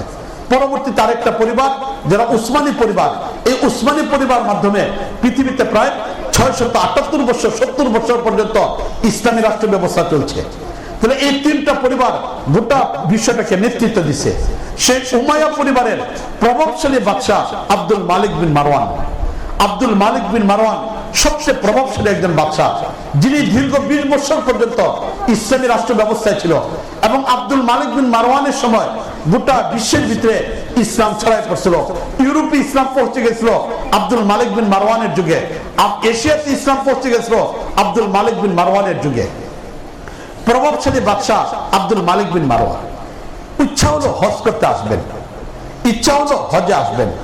হজের জন্য তিনি যখন বাদশাহ হিসেবে হজে আসবেন, উনি আসবেন, ওনার সাথে মন্ত্রী পরিষদের মানুষরা আছে, আরো লোকের আছে, সাথে ওনার ছেলে সুলাইমান বিন আব্দুল মালিক, যিনি পরবর্তীতে রাষ্ট্রপতি হয়েছিলেন, তিনিও আসছেন। হজের কাজগুলো শেষ, মিনাতে রাখলেন, মিনাতে রাত্রি যাপন হয়েছে, মিনাতে সময় কাটালেন, আরাফার ময়দানে গেলেন, মুজদালিফায় গেলেন। পরের দিন হজের মূল কাজ পাথর নিক্ষেপ করা, এটাও করলেন। কুরবানিও হয়ে গেছে, এটাও করে ফেলছেন, মাথা মুন্ডন করে ফেলছেন।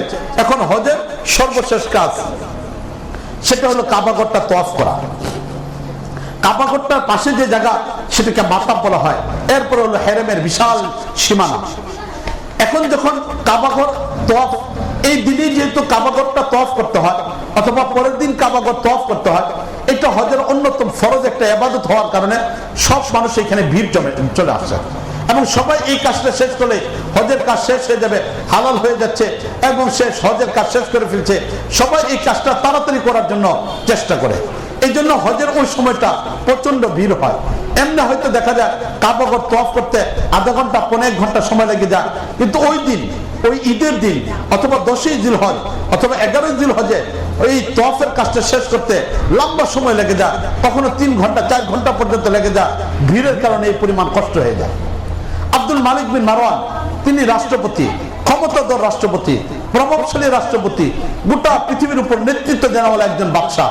চারদিক থেকে সেনাবাহিনী রয়ে গেছে। উনি ইচ্ছা করলেন এখন মাতাফের মধ্যে নেমে তিনি তওয়াফ করে হজের কাজটাকে শেষ করে ফেলবেন। সেনাবাহিনীর মানুষ চারদিক থেকে বেষ্টন দিল ওনাকে, রক্ষী বাহিনী চারদিক থেকে বেষ্টন দিল। এখন এর মাঝখানে তিনি মাতাফের মধ্যে নেমে গেলেন তওয়াফ করার জন্য। প্রচন্ড ভিড়, প্রচন্ড ভিড়। উনি ভিড়ের কারণে হাজরে আসওয়াদ পর্যন্ত যেতে পারতেছেন না চুমা দেওয়ার জন্য। উনি দাঁড়িয়ে মাকাম ইব্রাহিমে দাঁড়িয়ে দোয়া করবেন, পাচ্ছেন না। মিজাবের নিচে দাঁড়িয়ে দোয়া করবেন, পারতেছেন না। যে জায়গাগুলোতে দোয়া কবুল হয় কোন একটা জায়গায় দাঁড়াইতে পারতেছেন না। মানুষের ভিড়ের কারণে, প্রচন্ড ভিড়ের কারণে কোনো কাজ ঠিক মতো করতে পারতেছে না। সেনাবাহিনীর প্রধান যিনি ছিলেন, রক্ষী বাহিনীর যিনি প্রধান ছিলেন, তিনি আব্দুল মালিক বিন মারওয়ানকে বললেন যে এই মুহূর্তে তওয়াফ করার কারণে, মাতাফের মধ্যে নামার কারণে আমরা হজের কাজ, তওয়াফের কাজ ঠিক মতো করতে পারতেছি না, অন্যান্য মানুষের কষ্ট হয়ে যাচ্ছে। এমন অবস্থার ভিতরে যদি আমরা তওয়াফ এখন না করে উঠে যাই, কিছু সময় পরে যখন ভিড় কমে যাবে তখন আমরা তওয়াফ করব। বাদশাকে যখন এই কথা বললো, শেষ পর্যন্ত বাদশা এই কথা মেনে নিলেন। যখন নিরাপত্তার বিষয়টা বিঘ্ন হওয়ার কারণে উনি তওয়াফ থেকে উঠে আসলেন। তাহলে তিনি তওয়াফ করতে পারেন নাই, মাতাফ থেকে উঠে চলে আসলেন, হেরেমের কোন এক জায়গায় উঁচু জায়গায় বসে আসলেন। পুরো মাতাফের বিষয়টা দেখা যাচ্ছে। এমন অবস্থার ভিতরেই বসে গল্প করতেছেন, অপেক্ষা আছেন ভিড় কখন কমবে, এরপরে তিনি আবার নামবেন, তওয়াফের কাজটা শেষ করবেন। এই যখন অবস্থা, এমন অবস্থায় তাকায় দেখলেন যে গেট, সেই কাবাগরের প্রথম গেট, 1 নম্বর গেট, যেটাকে এখনো পর্যন্ত বাবে আব্দুল আজিজ বলা হয়, এই গেট দিয়ে একজন মানুষ ঢুকলো। একজন মানুষ ঢুকলেন যার গায়ের মধ্যে ইহরামের কাপড়। তিনি যখন মাতাফের মাঝে পাটা রাখলেন, মাতাফের ভিতরে পাটা রাখার সাথে সাথে অন্যান্য মানুষগুলো সরে গেছে, অন্যান্য মানুষগুলো আস্তে আস্তে সরে যাচ্ছে। কোন একজন মানুষ এখানে ভিড় করতেছে না, সব মানুষ তাকে জায়গা দিয়ে দিচ্ছেন, সবাই তাকে জায়গা ছেড়ে দিচ্ছেন।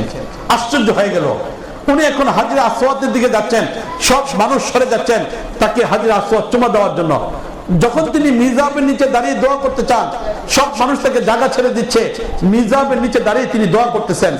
যখন মাকাম ইব্রাহিমের মধ্যে দাঁড়িয়ে তিনি দোয়া করতে চান, তখন দোয়া করার জন্য মানুষ জায়গা দিচ্ছেন। তার সাথে কোনো সেনাবাহিনী নেই, তার সাথে কোনো রক্ষী বাহিনী নেই, কোন ধরনের কোনো মানুষ নেই। তিনি একাকী যেদিকে যাচ্ছেন, মানুষ তাকে জায়গা ছেড়ে দিচ্ছে। বাদশার সাথে যেমনি ভাবে বিভিন্ন মানুষ ছিল, তার ছেলে সুলাইমান বিন আব্দুল মালিকও ছিল। সুলাইমান বিন আব্দুল মালিক তখন বাবাকে প্রশ্ন করে ফেলেন, বাবা তুমি একজন রাষ্ট্রপতি, তোমার সাথে সেনাবাহিনীর মানুষ আছে, এরপরে তুমি তওয়াফটা করতে পারলে না, অথচ ওই ব্যক্তিটার দিকে তাকিয়ে দেখো সে একাকী, তার সাথে কেউ নেই, একাকী। কিন্তু এই মানুষটা যেদিকে যাচ্ছে মানুষ তাকে জায়গা ছেড়ে দিচ্ছে।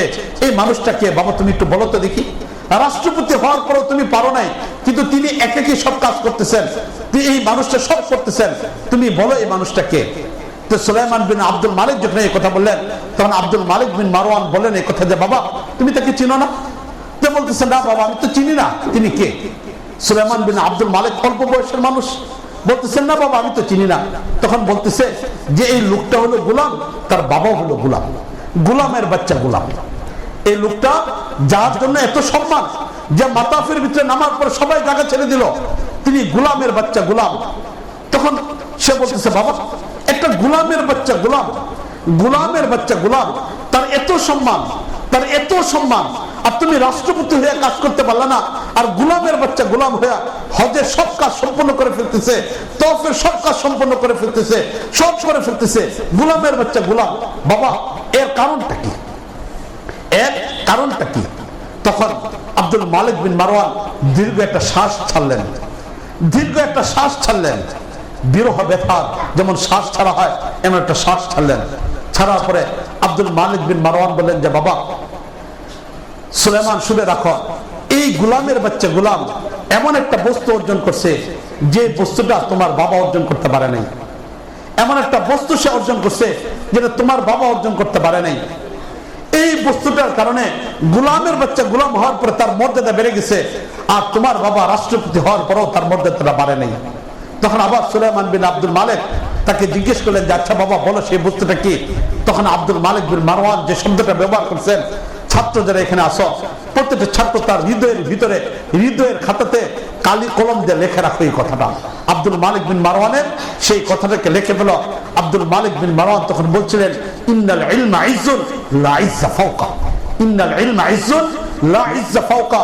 যেই গোলামের বাচ্চা গোলাম ইলম অর্জন করছে, আর ইলম হলো এমন একটা মর্যাদা যার উপরে পৃথিবীর আর কোনো মর্যাদা হতে পারে না, তার উপরে আর কোনো মর্যাদা হতে পারে না। এই গোলামের বাচ্চা গোলাম ইলমের সাথে সম্পৃক্ত হওয়ার কারণে ইমামে আবু হানিফা রাহমাতুল্লাহ আলাইহি হাদিস পড়ার জন্য তার কাছে চলে গেছেন। ইমামে শাফি রাহমাতুল্লাহ আলাইহি হজের সব বাচ্চাগুলি তার কাছ থেকে নিতেন। তিনি হলেন আতা ইবনে আবি রাবাহ রাহমাতুল্লাহ আলাইহি।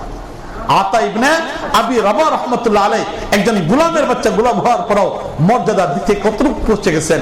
এই জন্য ছাত্র ভাইরা আমি তোমাকে বলতে চাই, তুমি যদি ইলমের ময়দানে আগে বাড়তে না পারো, পৃথিবী তোমাকে কখনো বরণ করবে না, পৃথিবী তোমাকে কখনো বরণ করবে না। তুমি শুধুমাত্র সার্টিফিকেট দিয়ে কখনো চলতে পারবে না যতক্ষণ পর্যন্ত ইলমি গভীরতা তোমার অর্জন না হবে। এই জন্য ছাত্র হিসেবে তোমার এক নাম্বার কাজ, এক নাম্বার কাজ, সর্বোচ্চ পর্যায়ের কাজ, তুমি ইলমের পিছনে মেহনত করার চেষ্টা করো। তোমার ভিতরে যদি ইলম থাকে তাহলে এই পাওয়ার, এই পাওয়ারটা এত একটা পাওয়ার যে পাওয়ার কেউ কোনদিন তোমার কাছে নিতে পারবে না।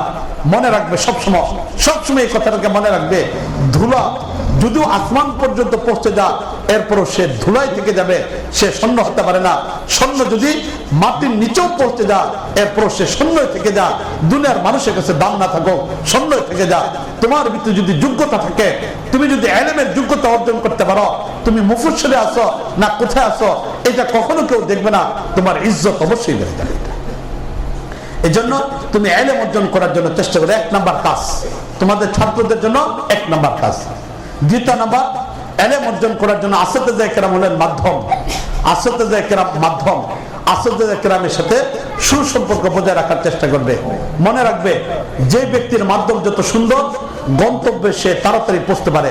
বিষয়টাকে বোঝার জন্য বলতেছি, যদি তুমি ময়মনসিংহ থেকে ঢাকায় যেতে চাও, বাসে যেতে চাও, অনেকগুলো বাস আছে, আলম এশিয়া আছে, ফুলবাড়া থেকে আসে না, এরকম ভাবে না ইয়ে থেকে আসে, বিভিন্ন জায়গা থেকে বাস আছে, ময়মনসিংহ থেকে এনাও যাতায়াত করে।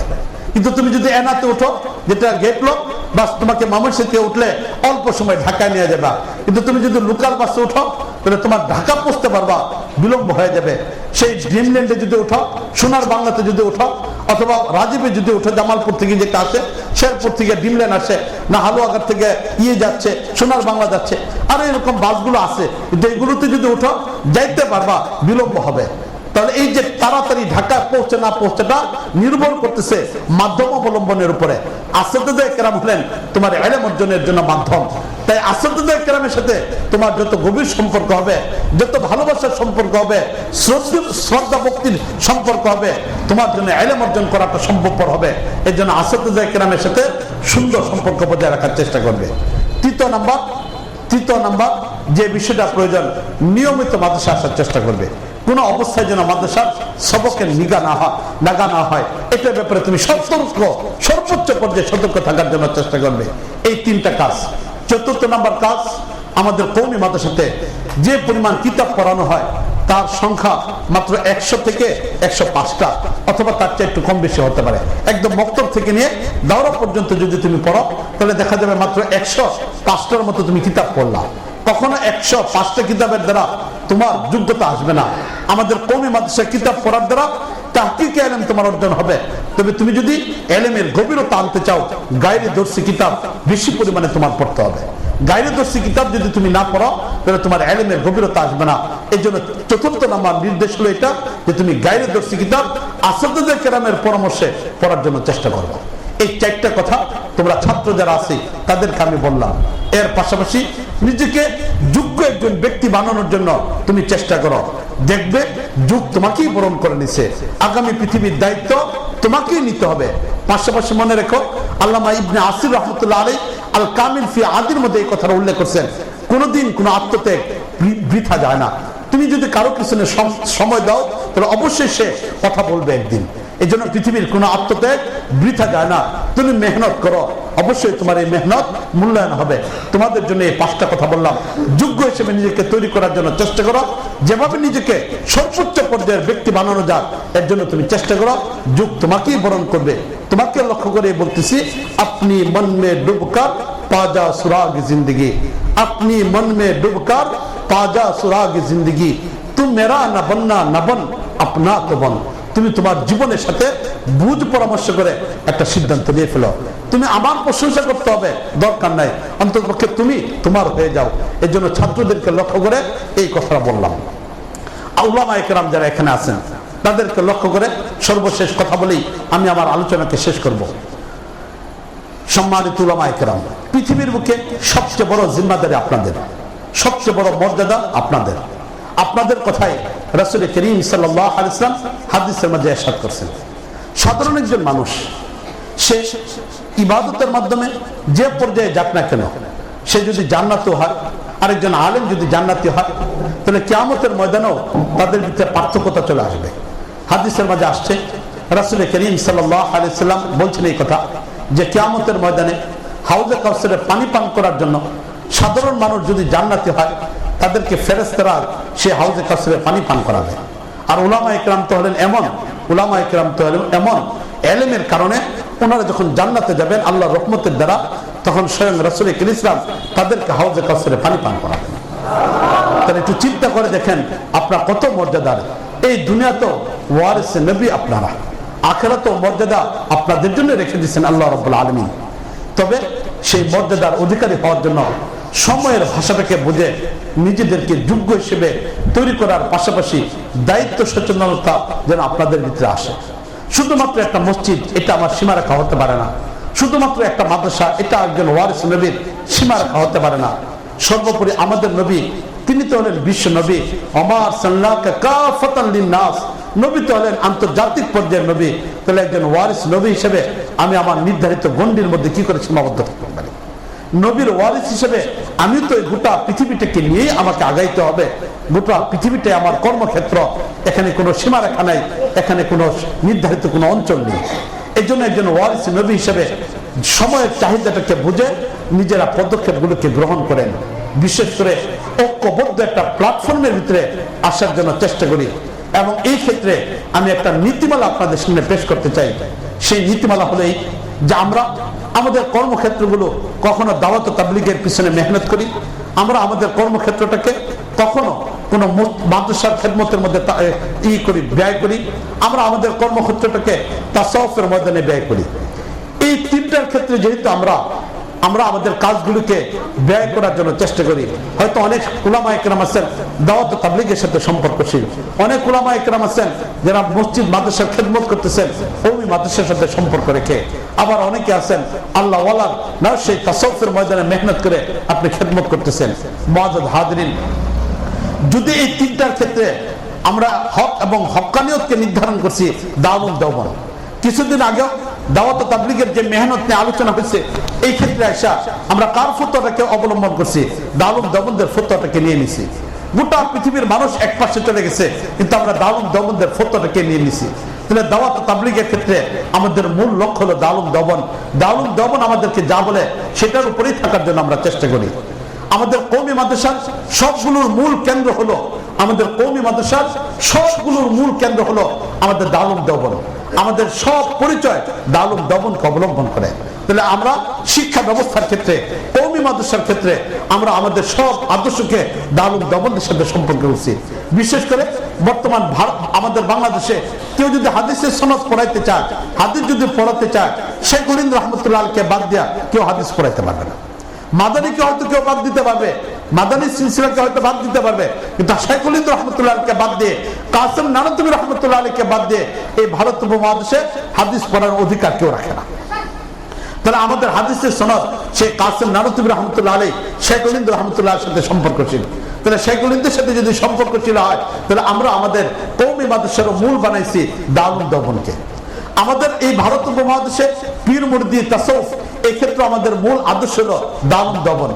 যতগুলো পথ এবং পদ্ধতি আছে আমরা দারুল দেওবন্দের সাথে সম্পর্কশীল। যে চার তরিকা, চিশতিয়া তরিকা বলা হোক, নকশবন্দিয়া তরিকা বলা হোক, কাদরিয়া তরিকা বলা হোক, সাহারাওয়ার্দিয়া তরিকা বলা হোক, সবগুলো তো দারুল দেওবন্দের আকাবিরদের সাথে যে সম্পর্কশীল হয়েছে। তাহলে আমাদের তাসাউফের ময়দানের হক এবং হক্কানিয়তের মূল মার্কাজ হলো দারুল দেওবন্দ। তাহলে দারুল দেওবন্দকে আমরা আমাদের শিক্ষার ক্ষেত্রে আদর্শ বানাইছি। দারুল দেওবন্দকে আমরা আমাদের ইয়ের ক্ষেত্রে আইসা না দাওয়াত ও তাবলীগের ক্ষেত্রে মার্কাজ বানাইছি। দারুল দেওবন্দকে আমরা আইসা আমাদের তাসাউফের ময়দানে মার্কাজ বানাইছি। তাহলে আমরা যদি কখনো কোনো কারণবশত এ দেশে রাজনীতি করতে হয় তাহলে রাজনীতির ক্ষেত্রে আইসা ব্যক্তি বিশেষকে কেন আদর্শ বানাইব? রাজনীতির ক্ষেত্রে এসে কোন ব্যক্তির দলকে কেন আমরা আদর্শ বানাইবো? যেই সনদটা দারুল দেওবন্দের সাথে যা সম্পর্কশীল হয় এমন একটা দলের সাথেই তো আমাদের সম্পর্ক থাকা দরকার যাদের সনদ আছে এবং এই সনদটা দারুল দেওবন্দ পর্যন্ত যা পৌঁছে গেছে। মুআজ্জাজ হাজিরিন, কাউকে খাটো করার জন্য নয়, আমাদের দেশে অনেক বড় বড় ব্যক্তিরা তৈরি হয়েছেন কিন্তু এই দেশে অনেক ইস্যুকে অবলম্বন করেও রাজনৈতিক দল তৈরি হয়েছে। কখনো কোনো ব্যক্তি বিশেষকে অবলম্বন করে রাজনৈতিক দল তৈরি হয়েছে, কখনো কোনো ইস্যুকে অবলম্বন করে রাজনীতির দল আমাদের বাংলাদেশে তৈরি হয়েছে, যেটা ইসলামী রাজনীতির লেভেল দিয়ে কাজ করা হয়েছে। কখনো ফতোয়া বিরোধী আন্দোলন একটা ইস্যুকে অবলম্বন করা হয়েছে, কখনো লং মার্চ 1992 ওই সময়টা ইস্যুকে অবলম্বন করা হয়েছে। আবার কখনো কোনো বিশেষ বড় ব্যক্তি, ওনারা এক একজন এক একটা প্রতিষ্ঠান, বিশাল বড় প্রতিষ্ঠান, কিন্তু এই ব্যক্তি মারা যাওয়ার কারণে রাজনৈতিক দলও মারা যায়, ইস্যু শেষ হওয়ার পরে রাজনৈতিক দলও খতম হয়ে যায়। তাহলে কেন আমরা এমন রাজনৈতিক দলকে অবলম্বন করবে না যার সনদটা দারুল দেওবন্দের সাথে সম্পর্কশীল? এজন্য যদি কেউ এই ময়দানে আমরা কাজ করতে চাই, এই ময়দানেও যদি আমরা কেউ কাজ করতে চাই তাহলে আমাদের উচিত হলো এমন বিষয়কে অবলম্বন করা যেটা দারুল দেওবন্দের সাথে সম্পর্কশীল। কোন দলের কথা বলতেছি আপনারা তালাশ করে দিবেন, আপনারাই তালাশ করে নেবেন, এই ব্যাপারে আমি কোনো কিছু বলতেছি না। শুধু আমি এতটুকুই বলতেছি আমাদের সব কিছুর মার্কাজ যেন দারুল দেওবন্দ হয়, আমাদের সব কিছুর মার্কাজ যেন দারুল দেওবন্দ হয়। শিক্ষার ক্ষেত্রে যেমন দারুল দেওবন্দ আমাদের আদর্শ, রাজনীতির ময়দানের জন্য দারুল দেওবন্দ আমাদের আদর্শ হয়। দাওয়াত ও তাবলীগের ক্ষেত্রে যেমন দারুল দেওবন্দ আদর্শ, রাজনীতির ময়দানের জন্য দারুল দেওবন্দ আমাদের আদর্শ হয়। তাসাউফের ময়দানে দারুল দেওবন্দ যেমন আমাদের আদর্শ, রাজনীতির ময়দানের জন্য দারুল দেওবন্দ আমাদের আদর্শ হয়। শুধুমাত্র এই বিষয়টাকে সামনে রেখে ঐক্যবদ্ধ একটা শক্তির মাধ্যমে যেন এই দেশে দ্বীন এবং ইসলামকে নিয়ে আমরা থাকতে পারি, এর জন্য এখন থেকে চেষ্টা করতে হবে। দেশের অবস্থা অত্যন্ত নাজুক, দেশের সার্বিক পরিস্থিতি অত্যন্ত নাজুক। এই পরিস্থিতিতে একজন ওয়ারিস নবী কখনো চুপ করে বসে থাকতে পারে না, একজন ওয়ারিস নবী নীরব ভূমিকার মধ্যে থাকতে পারেন না, একজন ওয়ারিস নবী শুধু তার রুজি রোজগারের বিষয়টার মধ্যে সীমাবদ্ধ থাকতে পারেন না। উম্মতের হাল আমাদের কি ধরতে হবে, আল্লাহর দরবারে ওয়ারিস নবী হিসেবে জিম্মাদারি আমাদেরই প্রশ্ন করার উত্তর দিতে হবে। এর জন্য আসুন সম্মিলিতভাবে একটু কাজ করি। সর্বশেষ আপনাদেরকে লক্ষ্য করি আবুল হাসান আলী নদভী রহমতুল্লাহ আলাইহির কবিতার মাধ্যমে আমার আলোচনাকে শেষ করছি। खुदा तुझे किसी तूफा से आसना कर दे, खुदा तुझे किसी तूफा से आसना कर दे कि तेरे बहर की मौज में इस्तराब नहीं है। व आखिरु दवाना अनिल हम्दुलिल्लाहि रब्बिल आलमीन। अस्सलामु अलैकुम व रहमतुल्लाहि व बरकातुहू।